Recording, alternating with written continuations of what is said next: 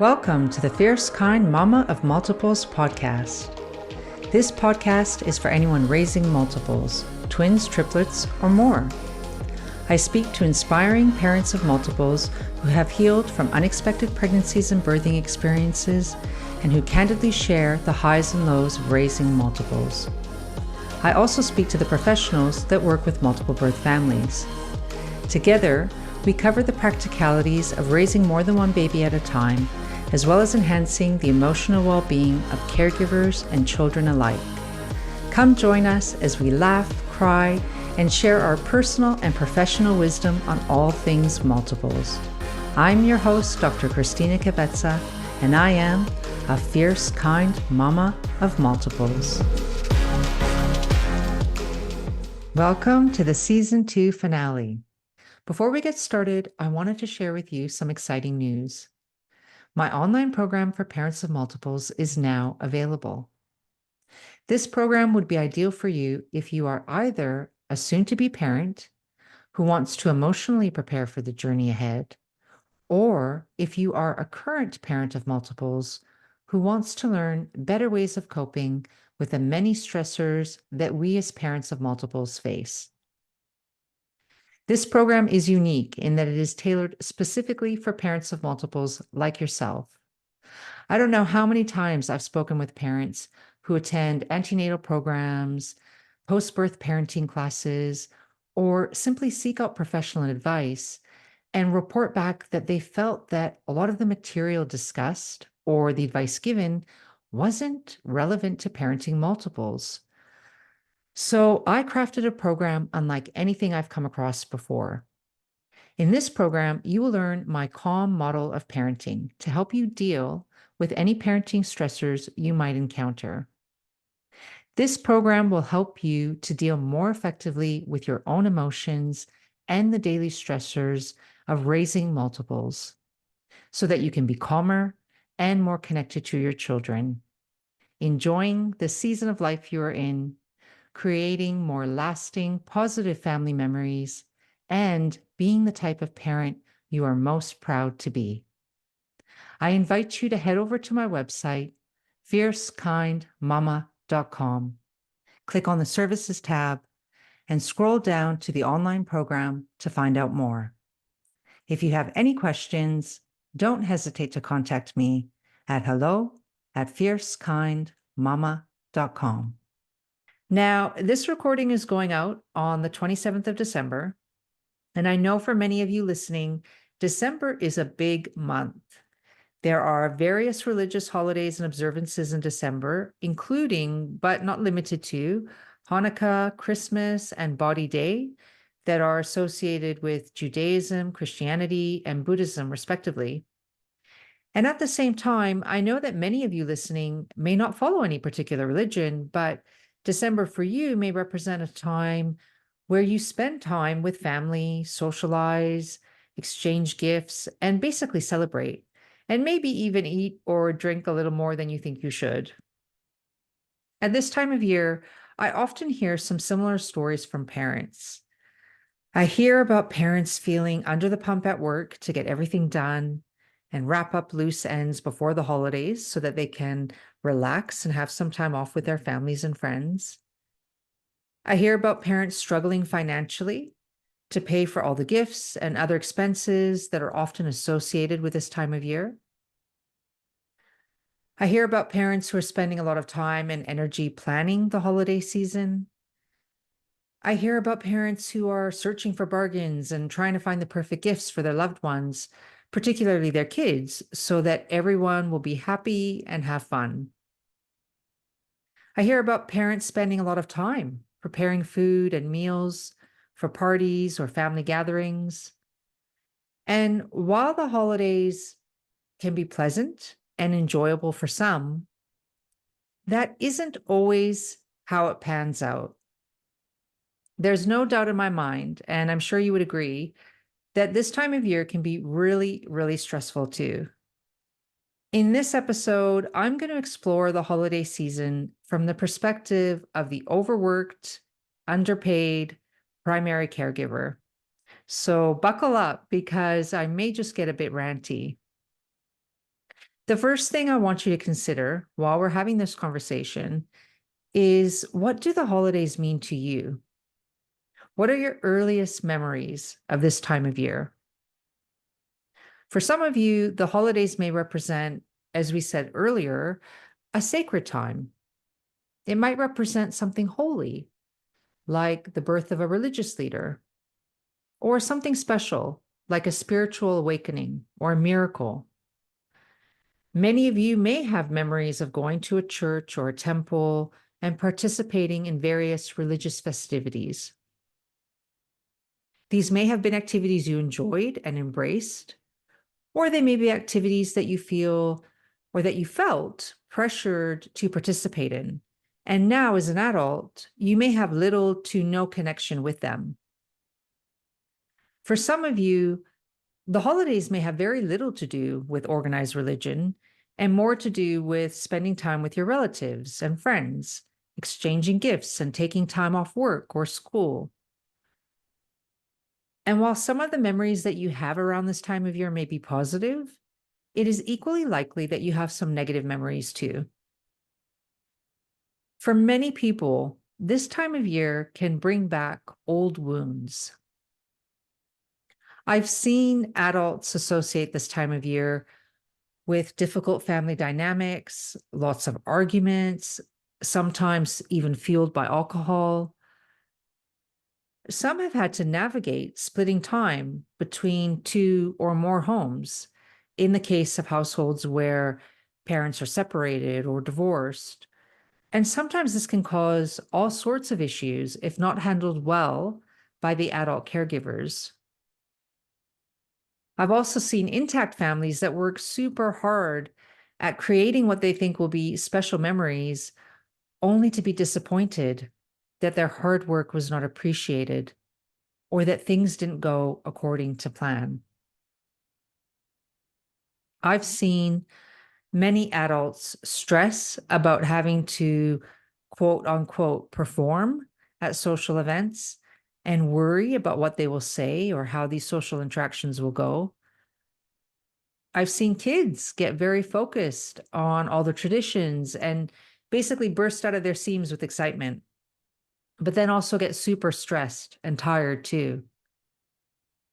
We do sometimes see little kids in particular at this time of year really struggle to deal effectively with their emotions. And more often than not, women, and in particular mothers, take on or are given additional responsibilities at this time of year in order to ensure that the holiday season is perfect for everyone. As I say this out loud, I must admit that I actually get a visceral reaction. I feel weighted down by those words because what many women and mothers in particular come to experience is that all their efforts to make the holiday season special and joyful can sometimes actually bring out the worst in them and in their families.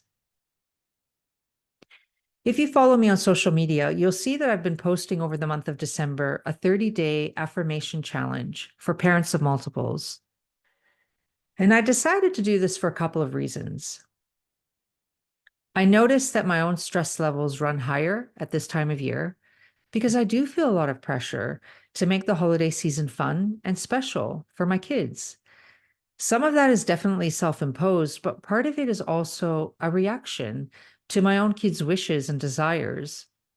They express wanting to do certain things.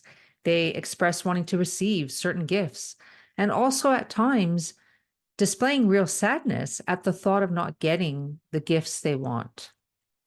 And while I've had all the preparatory conversations leading up to this time of year in terms of what they can realistically expect in terms of gifts, I also know that there will be real disappointment. And it can be hard as a parent to not try and do all the things that you know will make your kids happy. But I also know that trying to create the perfect holiday season is unrealistic too. So I decided earlier this month that I was going to remind myself of what type of parent and role model I wanted to be. And that is how the 30-day parenting affirmation challenge idea was born. It was my hope that other parents would find some comfort in reflecting on what the holidays mean to them, what values they wanted to embody this holiday season, and what they wanted this holiday season to feel like. I know that it certainly helped me to pay attention and be more mindful of when my own stress levels were rising. I remember one night, and I actually mentioned this example in one of my social media posts too, in case you saw it. On this particular occasion, I was alone with my kids for most of the day because my partner was unwell. And one of my sons in particular was putting a lot of pressure on me to take him and his brother out and do something fun. It turned out that we had a Christmas celebration to attend in the morning, which we did, and it wasn't particularly close to home. And I did struggle to find the venue initially because I couldn't enter the address in my GPS. It just didn't exist. The GPS in that particular car was clearly outdated. So I remember feeling on edge because one of my sons started getting upset at the thought of potentially missing out on this particular event. Anyway, by the time we got there, played for a couple of hours, and then drove all the way home, I was feeling pretty done. I really wanted to rest. But again, one of my sons wanted me to take him out to play footy, to play sports at the park. Now, of course, in the meantime, I had also gone to the supermarket to pick up some groceries and cooked dinner and made their lunches, the kids' lunches for school the next day. So it's not like I really had the opportunity to rest in the 2 hours that we had been home.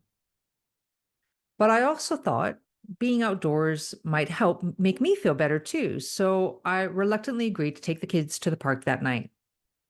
And by the time we got home, it was pretty much time to get ready for bed.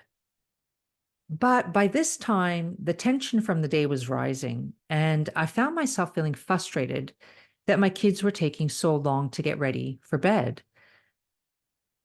At one point, one of my sons said to me, "Why are you yelling at me?" When I asked him to brush his teeth for the third time. That made me stop and think. I told him that I understood that it was hard for him to remember everything that needed to get done before bed. And it was hard for me to have to remind him every night, which made me frustrated. I asked him to remind me when I was no longer being patient with him. And so I use that example to bring back to my conscious awareness of the type of parent I want to be. And it not only became a source of inspiration for the affirmation challenge that I posted on that day on social media, but it became a much needed reminder of what I need to do when my stress levels are running high, particularly during this busy time of year. Speaking of slowing down, I recently came across a wonderful article by Mona Shattell and Angela Johnson in the Journal of Psychosocial Nursing and Mental Health Services. I'll actually put the reference in the show notes in case you're interested. They basically describe 3 mindfulness practices to deal with holiday stress. You've probably heard the word mindfulness before, but in case you aren't familiar with what it is, mindfulness is essentially an evidence-based practice that helps us be more present and connected to what is happening right now, moment to moment, and to be with whatever is coming up from a place of curiosity, openness, and non-judgment. The reason this is important is because the research shows that we tend to spend a lot of time caught up in fretting about the future or ruminating about the past. In other words, we spend a lot of time thinking negatively, and this can get in the way of us living life fully as it's happening. We lose sight of what is really going on around us. In fact, one could argue that we feel more disconnected from others and alone when we're not fully present in the moment. When we practice mindfulness, we may find that we can connect with others more easily in a way that is healthy and more enjoyable. So, Mona Shattell and Angela Johnson, they offer three simple ways of being more mindful this holiday season. The first is mindful walking. So let's say you're in the shops, fighting the crowds, looking for that special gift, and you find yourself on edge because it's taking a lot longer than you anticipated, and you find yourself getting worked up and maybe even irritated. Here, you could consider slowing down by stopping in place and connecting with your breath. In other words, stop and take 3 or 4 slow, controlled breaths. Then start to move slowly, noticing your feet connecting to the ground. See if you can notice how your feet feel in your shoes. See if you can notice how your clothes feel on your skin. See if you can pay attention to your gait and how your trunk, the abdomen and chest area, feel as you breathe and walk at the same time. If you notice your mind wandering, gently bring your awareness back to the movement of your body. Do this for as long as it is comfortable. And you'll probably find that with practice, you can do it for longer and longer.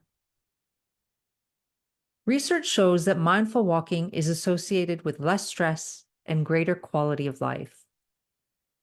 So I encourage you to practice this. Now, I know the holiday season might feel like it's over for you. You might not be fighting crowds looking for gifts anymore, but you might find this exercise useful at other times, like even shopping in the supermarket where it's on a busy day. So next up is mindful breathing. The beauty of this exercise is that it can be done anytime, anywhere. You might find it particularly potent when you're with others this holiday season and you're feeling annoyed or irritated. In fact, holiday celebrations often mean that we're surrounded by more people than usual. This may make the holiday season more enjoyable for some, but for others, a lot of social contact with a lot of different people is actually quite stressful. So, no matter where you are or who you're with, you can practice mindful breathing. Now, mindful breathing is not about changing the way you breathe. It's not prescriptive in that you need to exhale for a certain amount of time and pause for a specified amount of time between each breath. Rather, mindful breathing is about simply noticing the sensations of your breathing, one breath at a time. You might want to try it right now. Find a comfortable seated position. Feel your feet firmly planted on the ground. Sit up so your spine is straight, but not too rigid or tense. Soften your belly and notice your breath. You might notice the air is cooler when you inhale and warmer as you exhale. You might notice the rise and fall of your chest, your belly, or both. To maintain focus on your breath, you might want to say something to yourself like in and out as you inhale and exhale. Again, your mind might wander and get distracted. That's okay. Just gently bring it back to the present moment. Do this for as long as it's comfortable. And again, with practice, you might be able to do it for longer and longer. Studies have shown that mindful breathing is associated with many benefits, including increased positive thinking. The final way to be more mindful this holiday season is what Mona Shattell and Angela Johnson refer to as mindful reflection. They describe this as paying attention to the good things of the day. They suggest each night taking time out to write down 3 good things that happened that day, no matter how small. This might be someone holding the door open for you as you went into work. It might be the smile a stranger gave you as you walked past them. It might be receiving a card or a message from someone you haven't seen for a long time and feeling joy and content at the thought of being remembered. As you sit and reflect on the memories of these events each night, see if you can really savor them as you vividly recall what happened. And then practice this in real time. In other words, see if you can spot moments of goodness, of contentment or satisfaction as they are happening, and really stop, pause, and savor the experience in the moment if you can. Research shows that this type of practice might increase happiness and reduce symptoms of depression. So I encourage you to practice these 3 simple techniques regularly. I want to end this episode with some wonderful insights from a Danish professor of psychology, Marie Helweg-Larsen, who published an article in The Conversation, I believe it was last year. She highlighted some cultural practices from the Danes who, despite enduring very cold and gloomy winters, are considered to be one of the happiest groups of people in the world. In the article, she talks about the Danish word overskud, and I'm not sure if I'm pronouncing that correctly, but roughly translated into English, it means excess. She mentions that having overskud is generally considered a good thing because it describes a person who might go the extra mile to accomplish something or help someone, for example. But of course, if we are constantly going above and beyond, we might find the unintended consequence is that we are burnt out or exhausted. So she says the Danes have an expression where if they are feeling under the pump, they might tell someone they don't have enough overskud to meet up for drinks after work. They might also use the word like a verb and say that they cannot overskew something, like plan a holiday event. In a sense, they're using this word to maintain a boundary without coming across as rude or hurtful. And she goes on to say in her article that there's an unspoken understanding amongst the Danes that when someone uses the word overskew or overscud to say, no, I'm sorry, I can't do that, that it's not meant to be personal. So I absolutely love this idea because we could probably do a whole other episode on boundaries. But one thing I know to be true is that those of us who want to please everyone and make sure no one will be disappointed or angry with us, we have a tendency to go above and beyond, to overskew something. We feel the pressure to make things perfect. And even when we really want to say no, we tend to feel guilty about that. It takes a lot of bravery and kindness to honor how you feel and to say no.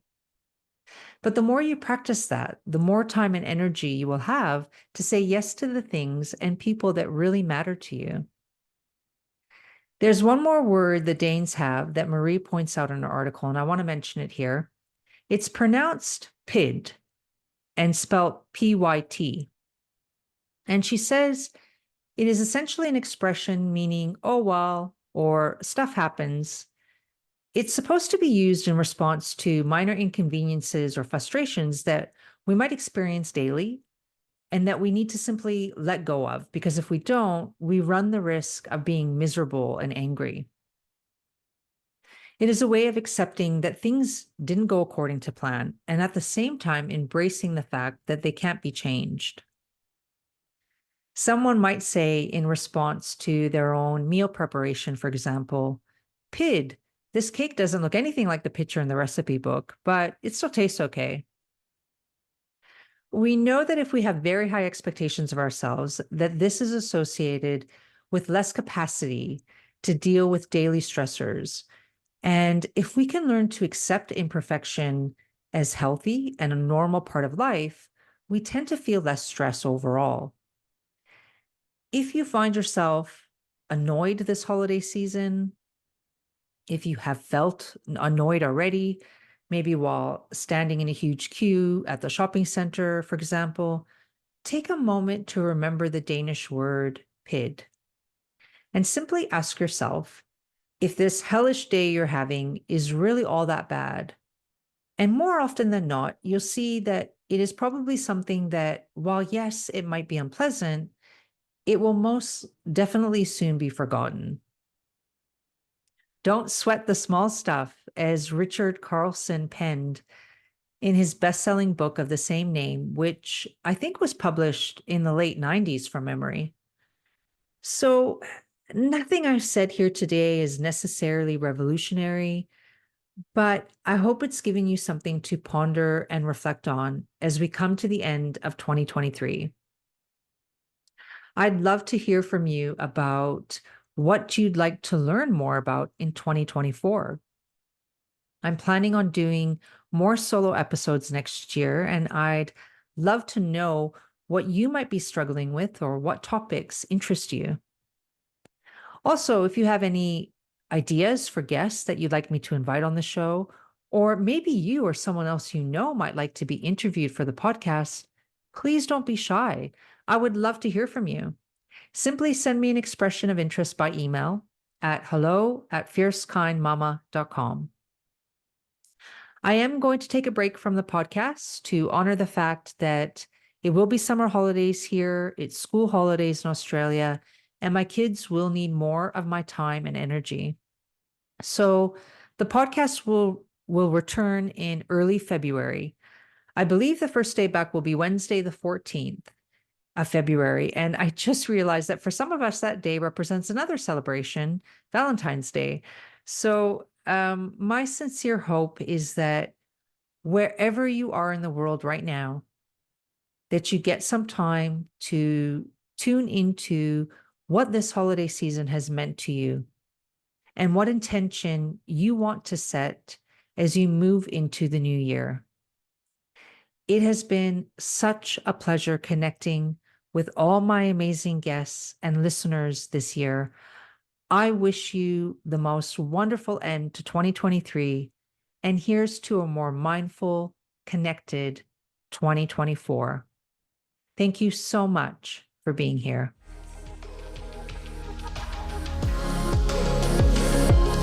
Thanks for listening to today's episode.